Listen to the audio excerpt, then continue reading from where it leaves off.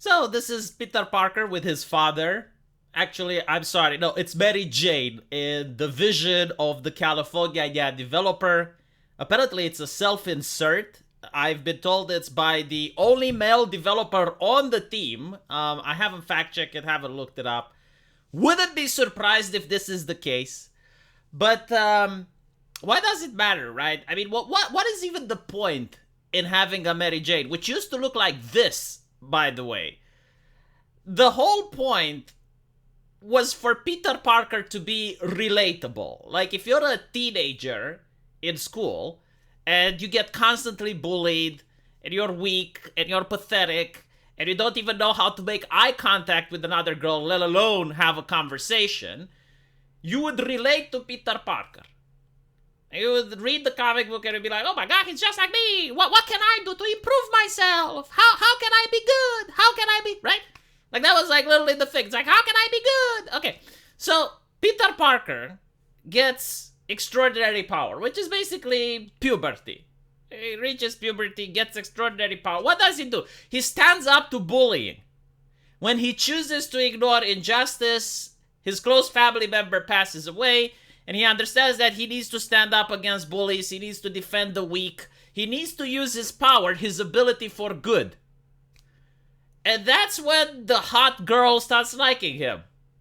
Like, that is what the comic book teaches. It's like, okay, well, if you want to be a man, you need to become strong and then use that strength for good. But when I'm looking at the new improved body type B Mary Jane, why would I even, like, no. I would rather just be weak. Just keep Mary Jane away from me. Like, she's raping me with her eyes. Just keep her away from me. What is this going on, right? So it completely, like, removes the romanticism. It makes it undesirable. It makes it immersive breaking. Again, the same thing is happening in a lot of Western media, and we're going to explain why in a bit.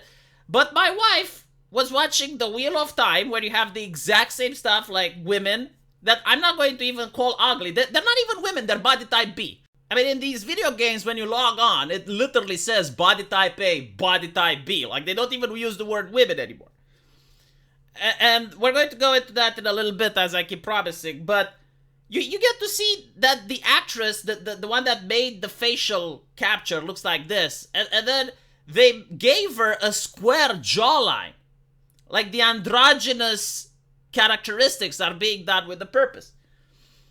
And as you can see, this is going around on campus, and this is literally why it's happening. And there have been AAA game developers that have spoken up. It's just that the mainstream media constantly ignores them, and people on Twitter pretend that this doesn't exist, and it's just like, it happens in a vacuum. But here you have, like, video game-based learning, and the problems of gender equity. See, like, it's a problem that needs fixing.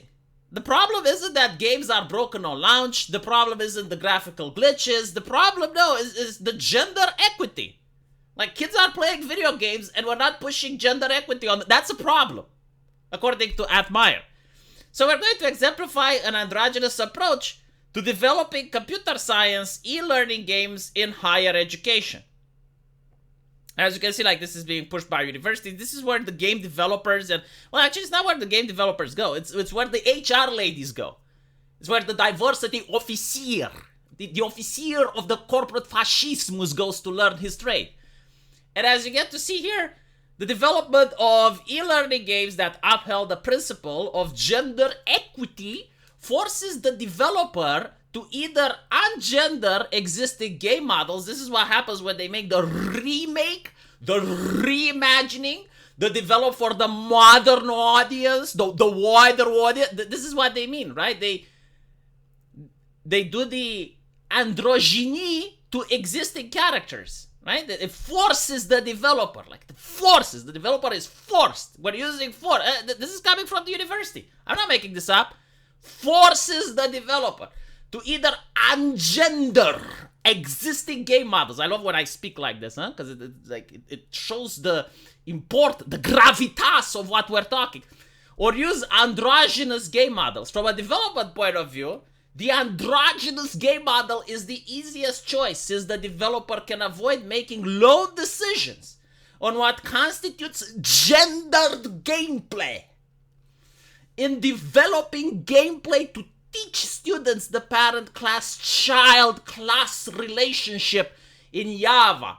It was necessary to create a demo based on a successful video game user experience that held no gender bias. Now, I love like making grimaces when I use progressive terms, just so you can see how often these buzzwords occur.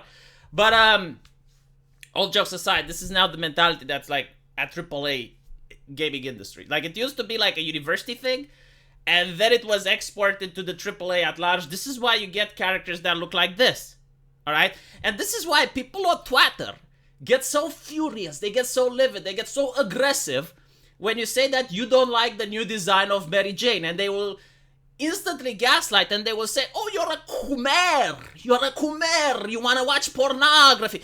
No, it's simply that I do not like the new concept of Mary Jane. I like the previous one. You know what's going on, I know what's going on, and you view it as a personal attack. Because you do not like Spider-Man 2 as a video game, as a source of entertainment. Like, you do not wear t-shirts of Spider-Man 2, you do not have like Spider-Man 2 merchandise in your house. You probably don't even have the game. You view it as the ideology. You view it like the sacred Bible.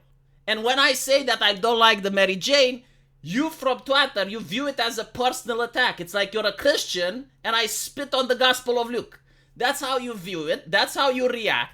And you know that other people won't side with you. You know that you're a fringe, marginalized opinion. So you're going to try to gaslight. You're going to say, oh, you're a Khmer. A Khmer, yes. In the age of 2023, where you have OnlyFans, where you have Twitch streamers, where you have all these other things, you are worried about the purity of the mind, I guess, of other gamers. You do not like to share your space with Khmers. Alright. Obviously, this is not what's happening. This is definitely something that lowers sales, because at this point, like, there is like the question, it's like, oh, so like if you don't like Mary Jane, you're not going to play the game. It's like, no, Mary Jane is just like a symptom, amongst others. Like, when I see that you're doing this, I understand that your intention is not to deliver a video game that's going to blow my mind with new features, new graphical improvements. No, you just want to push ideology. You're a far-left extremist corporation that happens to make some video game. And you are making video games for the people on Twitter. You're not making video games for me, but you want my money. Like, I'm sorry, I'm not going to give you my cash. I worked hard for my cash. Joe Biden keeps printing cash. And every time Joe Biden prints more cash, my money loses value. So therefore, I need to care about the little money that I have left. And I'm not going to spend it on pushing like your ideology. I'm going to spend it on pushing entertainment. So yeah, let me know what you guys think. And as usual, I will see you in the comment section. Take care.